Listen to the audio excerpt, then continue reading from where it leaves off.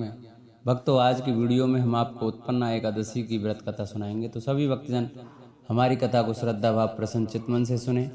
जो भक्त हमारे चैनल पर नए आए हैं, जिन्होंने अभी तक हमारे चैनल को सब्सक्राइब नहीं किया है, वो हमारे चैनल को सब्सक्राइब करें। वीडियो अच्छी लगे तो वीडियो को लाइक करें और कमेंट में विष्णु भगवान की जय, ओम नमो भगवते वासुदेवाय अवश्य लिखें। तो आइए भक्तों, हम अपनी कथा को प्रारंभ करते हैं। धर्मराज युधिष्ठिर कहने लगे, हे भगवान, मैंने कार्तिक शुक्ल एकादशी अर्थात प्रबोधनी एकादशी का सविस्तार वर्णन सुना। अब आप कृपा करके मुझे मार्गशीर्ष माह के कृष्ण पक्ष की एकादशी के विषय में बतलाइए। इस एकादशी का क्या नाम है तथा इसके व्रत का क्या विधान है, इसकी विधि क्या है, इसका व्रत करने से किस फल की प्राप्ति होती है, कृपया यह सब विधान पूर्वक कहिए। भगवान श्री कृष्ण बोले, मार्गशीर्ष माह के कृष्ण पक्ष में आने वाली इस एकादशी को उत्पन्ना एकादशी कहा जाता है। यह व्रत शंखोद्वार तीर्थ में स्नान करने, भगवान के दर्शन करने से जो फल प्राप्त होता है उसके बराबर पुण्य मिलता है। व्रत करने वाले भक्त को चोर, पाखंडी, परस्त्रीगामी, निंदक, मिथ्यावासी तथा किसी भी प्रकार के पापी से बात नहीं करनी चाहिए। इसका महत्व मैं तुमसे कहता हूँ, ध्यान पूर्वक सुनो। युधिष्ठिर कहने लगे, हे भगवान, आपने हजारों यज्ञ और लाख गोदानों को भी एकादशी के व्रत के बराबर नहीं बताया, सो यह तिथि सब तिथियों में उत्तम कैसे हुई बताइए। भगवान कहने लगे, हे युधिष्ठिर, सतयुग में मुर नाम का दैत्य उत्पन्न हुआ। वह बड़ा बलवान और भयानक था। उस प्रचंड दैत्य ने इंद्र, आदित्य, वसु, वायु, अग्नि सभी देवताओं को पराजित करके भगा दिया। तब इंद्र सहित सभी देवताओं ने भयभीत होकर भगवान शिव से सारा वृतांत कहा और बोले, हे कैलाशपति, मुर दैत्य से भयभीत होकर सब देवता मृत्यु लोक में फिर रहे हैं। तब भगवान ने कहा, हे देवताओं, तीनों लोकों के स्वामी, भक्तों के दुखों का नाश करने वाले भगवान विष्णु की शरण में जाओ, वे ही तुम्हारे दुखों को दूर कर सकते हैं। शिव जी के ऐसे वचन सुनकर सभी देवता क्षीर सागर में पहुंचे। वहां भगवान को शयन करते देख हाथ जोड़कर उनकी स्तुति करने लगे कि हे देवताओं द्वारा स्तुति करने योग्य प्रभु, आपको बारंबार नमस्कार है। देवताओं की रक्षा करने वाले मधुसूदन, आपको नमस्कार है। आप हमारी रक्षा करें। दैत्यों से भयभीत होकर हम सब आपकी शरण में आए हैं। आप इस संसार के कर्ता, माता पिता, उत्पत्ति और पालन करता और सार करने वाले हैं। सबको शांति प्रदान करने वाले हैं। आकाश और पाताल भी आप ही हैं। सबके पितामह ब्रह्मा, सूर्य, चंद्र, अग्नि, सामग्री, होम, आहुति, मंत्र, तंत्र, जप, यजमान, यज्ञ, कर्म, कर्ता, भुक्ता भी आप ही हैं। आप सर्वव्यापक हैं। आपके सिवा तीनों लोकों में चर तथा अचर कुछ भी नहीं है। हे भगवान, दैत्यों ने हमको जीतकर स्वर्ग से भ्रष्ट कर दिया है और हम सब देवता इधर उधर भागे फिर रहे हैं। आप उन दैत्यों में हम सबकी रक्षा करें। इंद्र के ऐसे वचन सुनकर भगवान विष्णु कहने लगे, हे इंद्र, ऐसा मायावी दैत्य कौन है जिसने सब देवताओं को जीत लिया? उसका नाम क्या है? उसमें कितना बल है और उस किसके आश्रय में है तथा उसका स्थान कहाँ है? यह सब मुझसे कहो। भगवान के ऐसे वचन सुनकर इंद्र बोले, भगवान, प्राचीन समय में एक नाड़ी जंग नामक राक्षस था। उसके महापराक्रमी और लोक विख्यात मुर नाम का एक पुत्र हुआ। उसकी चंद्रवती नाम की नगरी है। उसी ने सब देवताओं को स्वर्ग से निकालकर वहां अपना अधिकार जमा लिया है। उसने इंद्र, अग्नि, वरुण, यम, वायु, ईश, चंद्रमा, निसरत आदि सबके स्थान पर अधिकार कर लिया है। सूर्य बनकर स्वयं ही प्रकाश करता है, स्वयं ही मेघ बन बैठा है और सबसे अजय है। हे असुर कंदन, उस दुष्ट को मारकर देवताओं को अजय बनाइए। यह वचन सुनकर भगवान ने कहा, हे देवताओं, मैं शीघ्र ही उसका संहार करूंगा। तुम चंद्रवती नगरी जाओ। इस प्रकार कहकर भगवान सहित सभी देवताओं ने चंद्रावती नगरी की ओर प्रस्थान किया। उस समय जब दैत्य मुर सेना सहित युद्ध भूमि में गरज रहा था, उसकी भयानक गर्जना सुनकर सभी देवता भय के मारे चारों दिशाओं में भागने लगे। जब स्वयं भगवान रणभूमि में आए तो दैत्य उन पर भी अस्त्र शस्त्र आयुध लेकर दौड़े। भगवान ने उन्हें सर्प के समान अपने बाणों से बींध डाला। बहुत से दैत्य मारे गए, केवल मुर बचा रहा। वह अविचल भाव से भगवान के साथ युद्ध करता रहा। भगवान जो भी तीक्ष्ण बाण चलाते वह उसके लिए पुष्प सिद्ध हो जाता। उसका शरीर छिन्न भिन्न हो गया, किंतु वह लगातार युद्ध करता रहा। दोनों के बीच मल्लयुद्ध भी हुआ। 10,000 वर्ष तक उनका युद्ध चलता रहा, किंतु मुर नहीं हारा। थककर भगवान बद्रिकाश्रम चले गए। वहां हेमवती नामक सुंदर गुफा थी। उसमें विश्राम करने के लिए भगवान उसके अंदर प्रवेश कर गए। यह गुफा 12 योजन लंबी थी और उसका एक ही द्वार था। विष्णु भगवान वहां योग निद्रा की गोद में सो गए। मोर भी पीछे पीछे आ गया और भगवान को सोया देखकर मारने को उद्यत हुआ। तभी भगवान के शरीर से उज्ज्वल कांतिमय रूप वाली देवी प्रकट हुई। देवी ने राक्षस मोर को ललकारा, युद्ध किया और उसे तत्काल मौत के घात उतार दिया। श्री हरि जब योग निद्रा की गोद से उठे तो सब बातों को जानकर उस देवी से कहा कि आपका जन्म एकादशी के दिन हुआ है, अतः आप उत्पन्ना एकादशी के नाम से पूजित होंगी। आपके भक्त भी होंगे जो मेरे भक्त होंगे। बोलो एकादशी माता की जय। एक बार एक राज्य में एक राजा रहा करता था। राजा बहुत ही बुद्धिमान और बलशाली था। राजा सदैव अपनी प्रजा का बहुत अच्छे से ध्यान रखता था। प्रजा भी अपने राजा को बहुत पसंद करती थी। राजा की 2 बेटियां थीं। राजा अपनी दोनों बेटियों से बहुत प्रेम करता था। राजा की छोटी बेटी देखने में बहुत सुंदर और सुशील थी और राजा की बड़ी बेटी छोटी बेटी के मुकाबले थोड़ी कम सुंदर थी। राजा भी अपनी छोटी बेटी को बड़ी बेटी से अधिक प्रेम करता था, जिस कारण राजा की बड़ी बेटी को अपनी छोटी बहन से बहुत नफरत होने लगी। राजा की दोनों बेटियां जब बड़ी हो गईं, तब एक पड़ोस राज्य में रहने वाला राजकुमार राजा की बड़ी बेटी के लिए रिश्ता लेकर आया। लेकिन जैसे ही उस राजकुमार की नजर राजा की छोटी बेटी पर पड़ी तो वह राजकुमार राजा की छोटी बेटी पर आकर्षण हो गया और उससे पहली नजर में प्रेम कर बैठा। उस राजकुमार ने राजा की बड़ी बेटी के साथ विवाह करने से मना कर दिया और उसने राजा से कहा कि मैं आपकी छोटी बेटी से विवाह करना चाहता हूँ। जिसके बाद राजा की बड़ी बेटी ये देखकर बहुत दुखी हुई और अपनी छोटी बहन से बहुत क्रोधित हुई और राजा की बड़ी बेटी ने अपनी छोटी बहन को अपना सबसे बड़ा दुश्मन मान लिया। राजा की बड़ी बेटी ने अपनी छोटी बहन से बदला लेने का निर्णय लिया, जिसके लिए उसने अपनी छोटी बहन को जान के से मारने का प्लान बनाया। राजा की बड़ी बेटी ने अपनी छोटी बहन को मारने के लिए सबसे पहले एक लड्डू में जहर मिलाकर अपनी छोटी बहन को दे दिया और उसको लड्डू खाने के लिए कहा। लेकिन लड्डू खाने के बाद भी छोटी बहन को कुछ नहीं हुआ।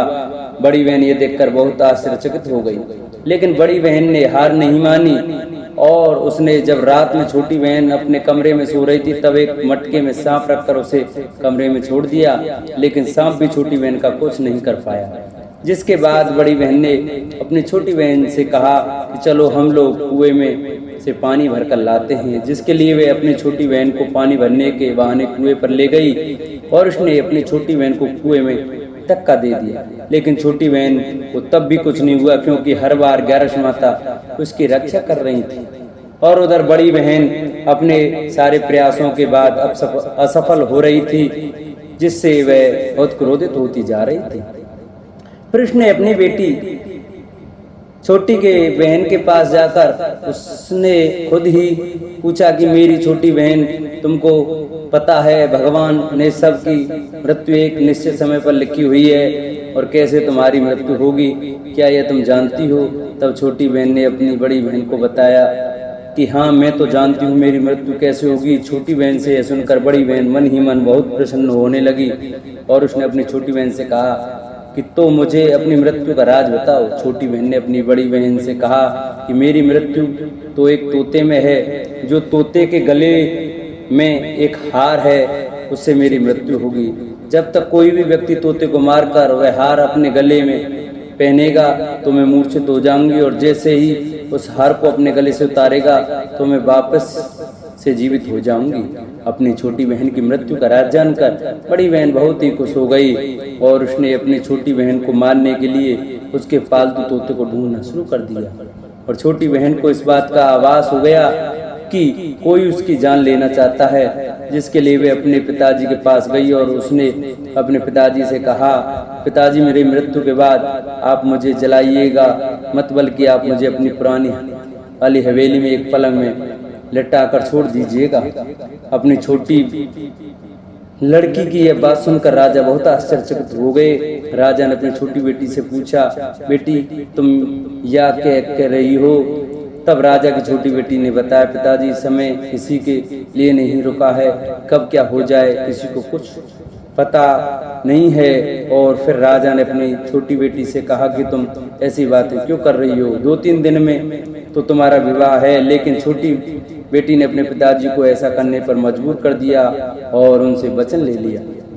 राजा ने भी अपनी छोटी बेटी की बात स्वीकार कर ली और 2-3 दिनों के बाद जब शादी का समय आया तब राजकुमार बारात लेकर राजा के घर आया और राजकुमार और राजा की छोटी बेटी का विवाह शुरू हो गया। जैसे ही राजा की छोटी बेटी राजकुमार के साथ फेरे लेना शुरू करती है तो उसकी बड़ी बहन अपनी छोटी बहन के कमरे में जाकर उसके तोते को पकड़ लेती है और उसको जान से मार देती है। तोते की गले में जो हार था उसको अपने गले में धारण कर लेती है। जैसे ही बड़ी बहन उस हार को अपने गले में धारण करती है तो उधर छोटी बहन 3.5 फेरे ही ले पाती और वहीं पर बेहोश होकर गिर जाती है।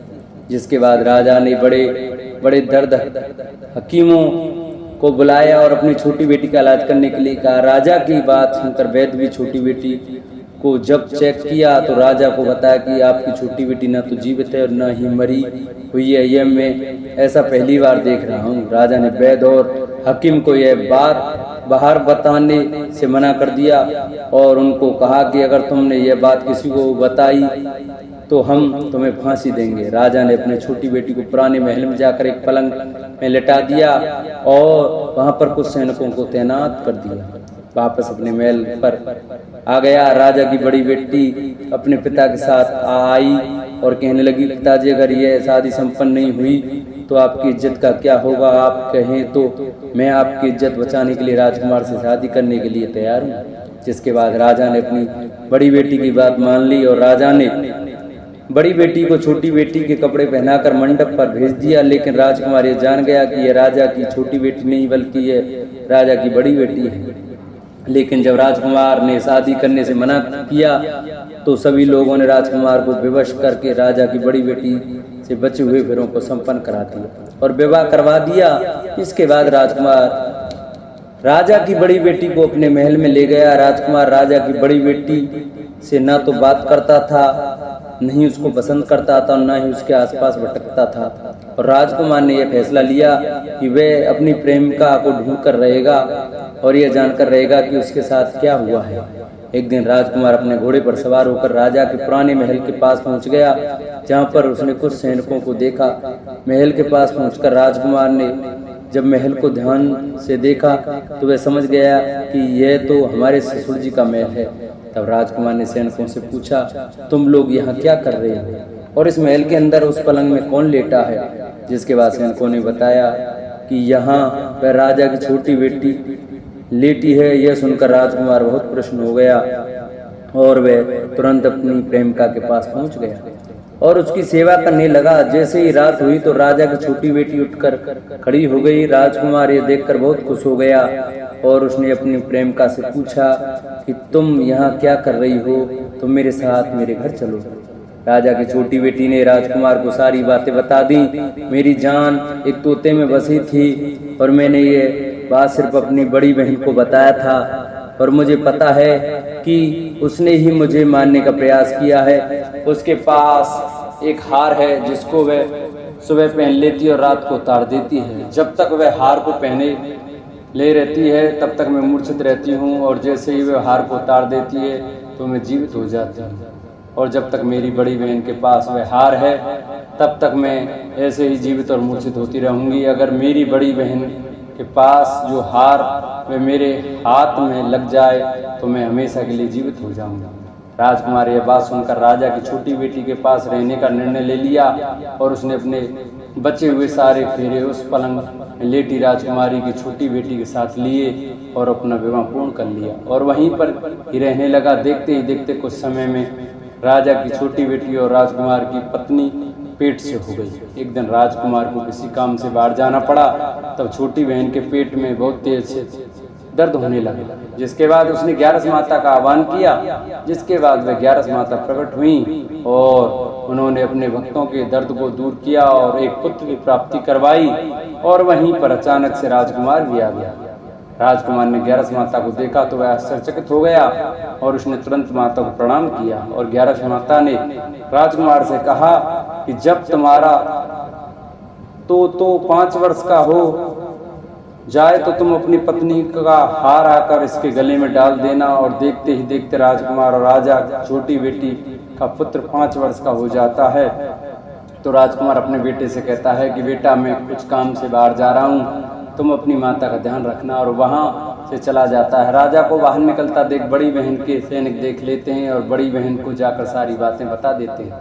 जिसके बाद बड़ी बहन अपनी छोटी बहन के पुत्र को वहाँ से उठवा लेती है और उसको मरवा देती है। छोटी बेटी के पुत्र के 2 टुकड़े करवा देती है। पहला टुकड़ा चक्की के पास छुपा देती है और दूसरा टुकड़ा अपने पलंग के नीचे रख देती है। अब 11 माता भिखारी का रूप लेकर आती हैं।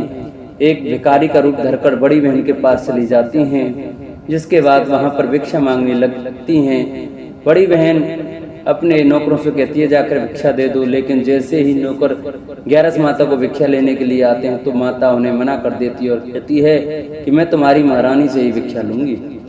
जिसके बाद बड़ी बहन स्वयं भी भिक्षा देने के लिए माता के पास आती है। तब माता एक बिल्ली का रूप लेकर उसके कमरे में चली जाती है और वहां पर छोटी बेटी के पुत्र के 2 टुकड़ों को आपस में जोड़ देती है और उसे जीवित कर देती है। उसे वहां से ले जाती है। राजकुमार अपने बेटे को लेकर अपनी पत्नी के पास जाता है और उससे कहता है कि तुम इसका ध्यान रखना। अगर तुम इस बच्चे का अच्छे से ध्यान रखोगी तो मैं तुमसे बात करूंगा। एक दिन राजकुमार अपने बच्चे से कहता है कि तुम मम्मी से उनके गले का हार मांग लो। जिसके बाद राजकुमार का लड़का अपनी मम्मी के पास जाता है और कहता है कि मम्मी मुझे तुम्हारा हार चाहिए जो तुमने गले में पहन रखा है। यह सुनकर पहले तो बड़ी बहन क्रोधित होती है और उसको यह याद आता है कि राजकुमार ने कहा था कि अगर मैं इस बच्चे का ध्यान अच्छे से रखूंगी तो वह मुझसे बात करेंगे। जिसके कारण वह हर हार को उस बच्चे को दे देती है और वह तुरंत हार को ले जाकर अपने पिताजी को दे देता है। और तभी राजकुमार अपने बेटे को लेकर वहां से जाने लगता है और अपनी पत्नी से कहता है कि तुम हमारे लिए खाना बना कर रखना, मैं शाम को आकर तुम्हारे साथ खाऊंगा। और वह अपने बेटे को लेकर वहां से चला जाता है। जिसके बाद वह राजा के पास जाता है और उनको सारी बातें बता देता है। राजा अपनी बड़ी बेटी की यह करतूत सुनकर बहुत क्रोधित होते हैं और अपनी परवरिश पर ही दोष देने लगते हैं और राजकुमार को अपनी छोटी बेटी के साथ रहने का आदेश देते हैं। बोलो 11 माता की जय। जिन भक्तों को हमारी वीडियो अच्छी लगी हो वो हमारी वीडियो को ज़्यादा से ज़्यादा शेयर करें, चैनल को सब्सक्राइब करें, वीडियो को लाइक करें और कमेंट में 11 माता की जय लिखना न भूलें। बोलो 11 माता की जय। बोलो विष्णु भगवान की जय।